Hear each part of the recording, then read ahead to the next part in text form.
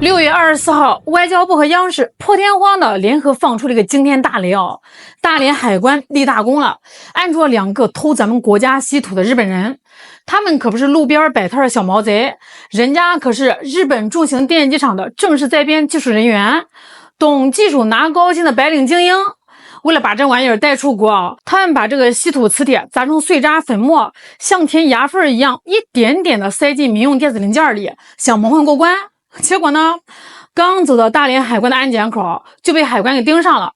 中方这回啊，那可真是没给小日子留半点面子，既没有口头警告，也没有驱逐出境，而是直接宣布依法刑事拘留，牢饭管够。今年的1月6号，商务部毫无预兆地甩出了一份1号公告。公告规定从即日起，所有具备军民两用属性的战略物资，尤其是像敌特这种军工命脉级别的重稀土，对日出口直接掐断。这个新规刚出来的时候，国内的日企还跟那儿装模作样的发表声明，说什么我们一贯尊重当地法律，新规对我们影响有限。结果呢，嘴上说不要，身体很诚实呀。这才过了几天，狐狸尾巴就被踩得稀碎。到了5月份，大连海关连续布下了天罗地网，5月18号一回，5月25号又一回，连着收网2次，抓个正着。当场人赃俱获的时候，2个日本技术人员的脸白得跟富士山的雪一样，里面全是精细改装过的夹层。他们把原本整块的稀土磁体用工业手段暴力拆碎，化整为零，严丝合缝的嵌入了民用电子小件里。这画面啊，不知道的人还以为在拍什么好莱坞特工大片呢，结果就为了偷几块磁铁。大伙琢磨琢磨这帮人为什么不派普通的货运司机去带货呀，非得让技术员亲自赤膊上阵？这就是日本的精明和阴狠之处普通的打工人懂个屁啊，根本不知道哪个是军工级。而这2个技术员懂工艺，懂配比，会逆向拆解，连每一次下海关捞货都是定向下手，精准采集的样本。因为他们心里面比谁都清楚自从1月份新政落地以后，过去那种路子彻底死绝了。只要集装箱往口岸一放，大数据一扫，你里面装的是稀土还是泥土，1秒钟现原形。所以呢，他们只能狗急跳墙，想出这么一招蚂蚁搬家的烂招，一次塞一点，赌的就是海关天天面对成千上万的旅客，筛查抓不住小批量，这就叫赌徒心理。网友说的好以前进村都是抢粮，现在进城改偷磁铁了，这国际档次怎么越回越回去了呢？各位，咱们说一句实在话一个普普通通的技术员，他1个月能拿多少工资呀？撑死了几十万日元，折合人民币也就2-3万块钱。他要是没有人在后面撑腰，他敢这么玩命啊？战略物资走私在哪个国家都是重罪这个账他自己能算不过来要说他们纯粹是个人行为，鬼都不信。其实这已经不是日本企业第一次在咱们这儿玩线了。往前翻一翻，2023年的时候，烟台海关就办过一模一样连剧本都没改的案子。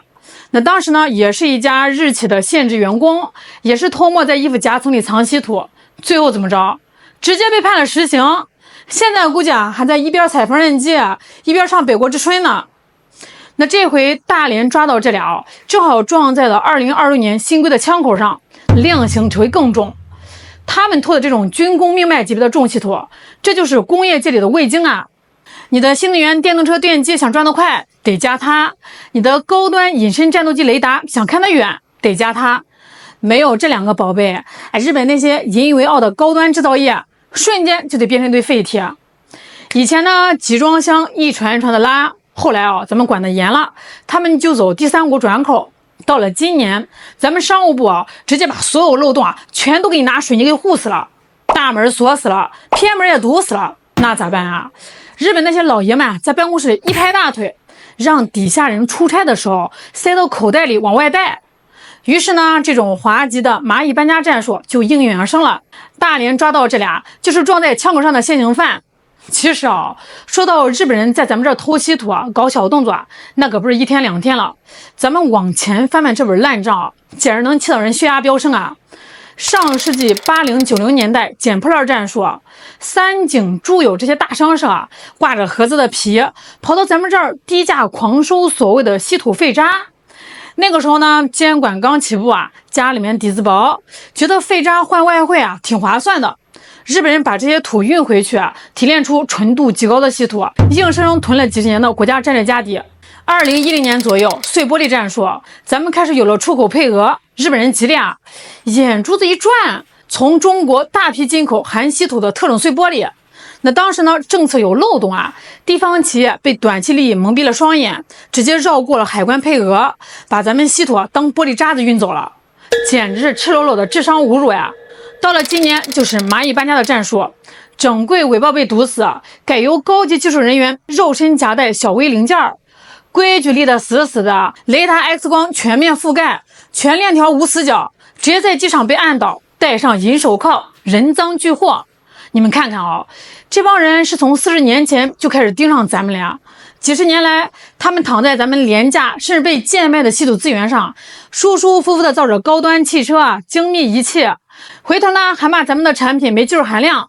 现在呢，日本野村研究所自己出的报告说啊，日本电动车和军工雷达用的重稀土，以前是100%全靠中国，他们搞的是什么零库存制造业体系？啥意思呢？就是我连仓库都不建，我用多少就去中国拿多少，把中国当成他们家免费的超级大后方。结果呢，啪，咱们大门一关，这帮习惯了衣来伸手、饭来张口大老爷们儿瞬间傻眼了。习惯改不来咋办？只能重操旧业啊，干起偷鸡摸狗的勾当。这就叫由俭入奢易，由奢入俭难。被断了奶的巨婴，什么下三滥的招啊都能使出来。这个事儿一爆出来啊，全球的产业链都跟着哆嗦了一下。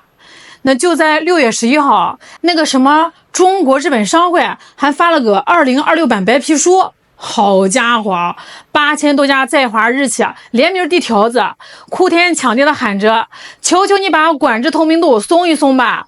我们几家电机厂和车企都快停工揭不开锅了。”咱们商务部怎么回的？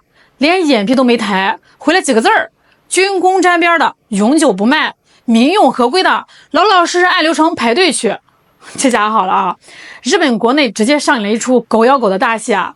做高端重工接军火单子的那批老财阀受打击最大了，私下里就默许甚至逼着员工搞走私。可是那些做着普通日用电子产品老老实拿证采购的日本小企业就不干了，指着大财阀的鼻子说：“你们这帮人啊，自己偷东西被抓，连累我们跟着背黑锅。现在咱们日本人的名声在海关那里彻底臭了，我们的正常货物都要被翻个底朝天。”不仅是日本内部乱上一锅粥啊，你看看他们那个所谓的西方盟友圈子也是一地鸡毛。